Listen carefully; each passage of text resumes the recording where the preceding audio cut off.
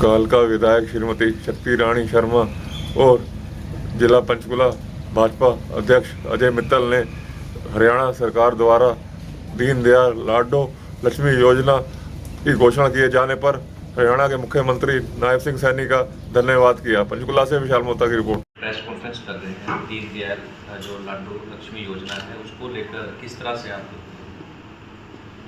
सभी पत्रकार साथियों और उपस्थित लोगों का मैं हार्दिक अभिनंदन करती हूँ, स्वागत करती हूँ।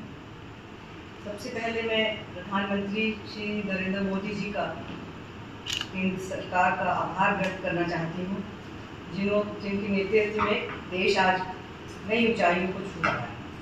पिछले 11 वर्षों में गरीबों का, किसान, युवक, मातृशक्ति और सशक्त बनने के लिए जो योजनाएं शुरू हुई, चाहे वो प्रधानमंत्री आवास योजना हो, उज्ज्वला योजना हो, आयुष्मान भारत हो, किसान सम्मान निधि हो या जल जीवन मिशन, इनसे करोड़ों परिवारों को लाभ पहुंचा है। हरियाणा के मुख्यमंत्री श्री नायब सिंह सैनी जी के नेतृत्व में हमारी सरकार ने समाज के हर वर्ग के लिए योजनाएं लागू की हैं, चाहे किसान हो, महिला हो, वृद्धजन हो या युवा हो।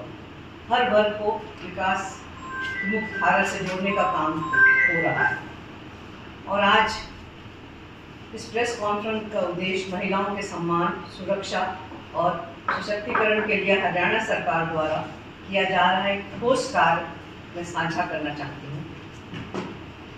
मुख्यमंत्री श्री नायब सिंह सैनी जी के नेतृत्व में हरियाणा ने महिलाओं के उत्थान और प्राथमिकता दी है। मैं आपसे कुछ मुख्य बातें समझाना चाहूँगी। आज मैं विशेष रूप से बात करना चाहती हूँ हरियाणा की ऐतिहासिक योजना दीनदयाल लाडो लक्ष्मी योजना के बारे में। ये योजना जब हमारा इलेक्शन हो रहा था उस दौरान हमारे मुख्यमंत्री जी ने ये योजना लाए थे और महिलाओं को इस बात का आश्वस्त किया था कि हम इस योजना को लागू करेंगे। इस योजना के अंतर्गत हरियाणा महिलाओं को 2100 रुपये प्रति माह आर्थिक सहायता देंगे। ये लाभ 23 से 60 वर्ष की उम्र की आयु की अविवाहित महिलाओं को मिलेगा, जिनकी आय 1 लाख रुपए से कम है। 5000 करोड़ का विशेष बजट रखा गया है इसके लिए। ये सिर्फ आर्थिक सहयोग नहीं बल्कि हमारी मातृशक्ति को आत्मनिर्भर बनाने का एक बड़ा कदम है। हमारा सपना है कि हर महिला आत्मनिर्भर हो, हर बेटी सुरक्षित हो और हर परिवार खुशहाल हो। महिलाओं के सम्मान, सुरक्षा और सशक्तिकरण के लिए हरियाणा सरकार द्वारा बहुत सी योजनाएं चलाई जा रही हैं, जिनमें से मुख्य शिक्षा, बेटी बचाओ बेटी पढ़ाओ अभियान, छात्रवृत्ति योजना, साइकिल वितरण योजना, डिजिटल क्लासरूम और बहुत सारे सुरक्षा के भी ठोस कदम उठाए जा रहे हैं, जिसमें दुर्गा शक्ति रैपिड एक्शन फोर्स है, पिंक पेट्रोल है, महिला हेल्पलाइन है, महिला थाने खोले गए हैं। जिस तरह से हर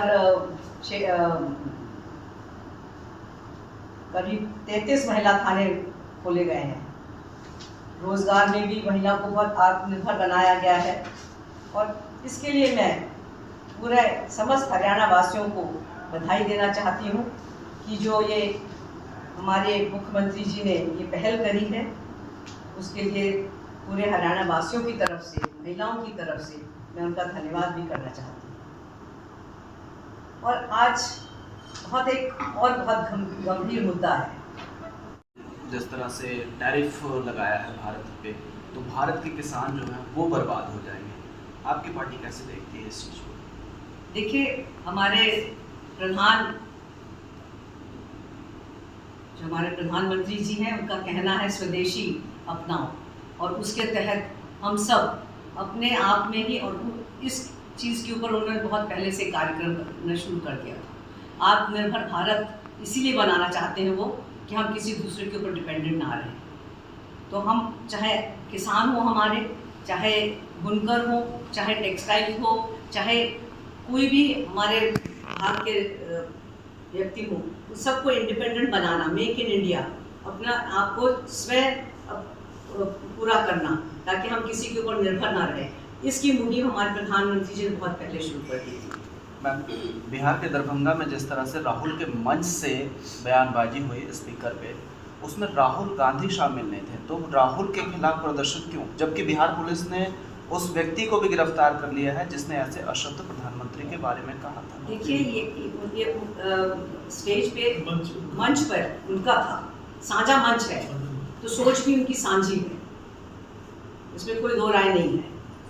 और ये पहली दफ़ा नहीं हुआ है जो उन्होंने प्रधानमंत्री को अटैक किया। समय समय पे वो प्रधानमंत्री को अटैक करते हैं और वो साफ दर्शाता है कि उनकी अपब्रिंगिंग कैसी है। अगर वो संस्कारिक होते तो कभी भी ऐसे तरह के शब्द नहीं यूज़ कर सकते।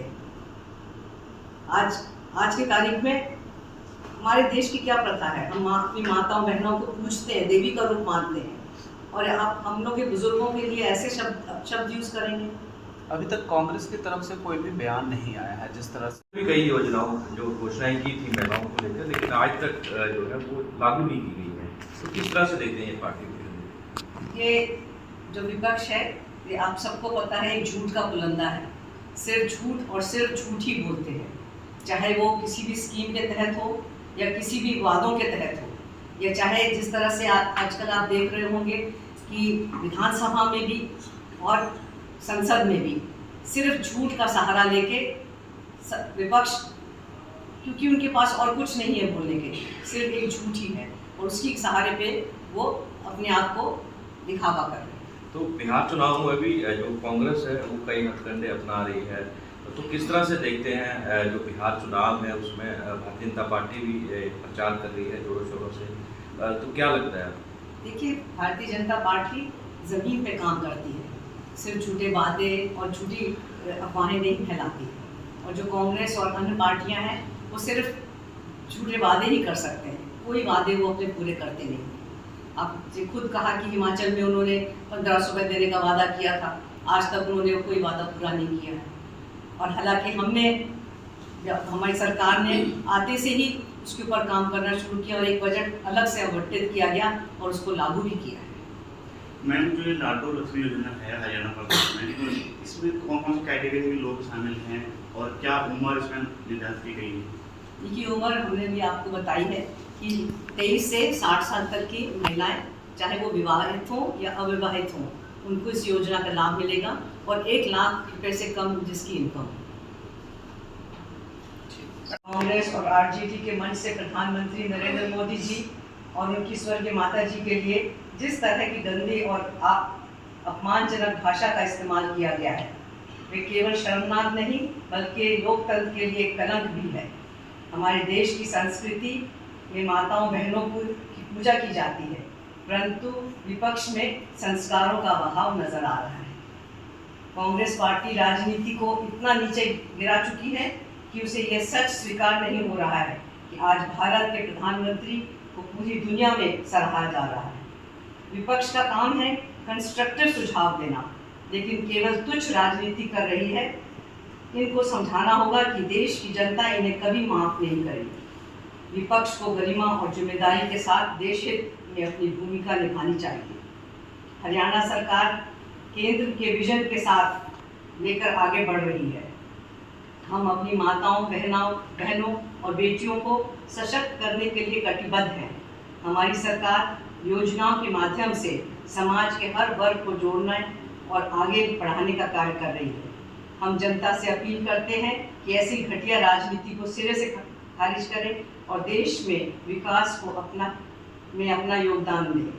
बहुत बहुत धन्यवाद। सरकार जिस तरह से प्रदर्शन कर रही है, लेकिन कांग्रेस ने पलटवार इस मामले को बैक फुट पर है, वो कैसे जवाब देंगे? बहुत सेंसिटिव है। माँ होती है और माँ सबकी साझी होती है। अब बीजेपी क्या मांग करती है इसमें? बिल्कुल माफ़ी मांगनी चाहिए, उनको पूरे देश से माफ़ी मांगनी चाहिए। पर उनकी तरफ से कोई बयान तो आया नहीं अभी। माफ़ी ने तो मांग रखी है। देश की माँओं का अपमान हुआ है। जनता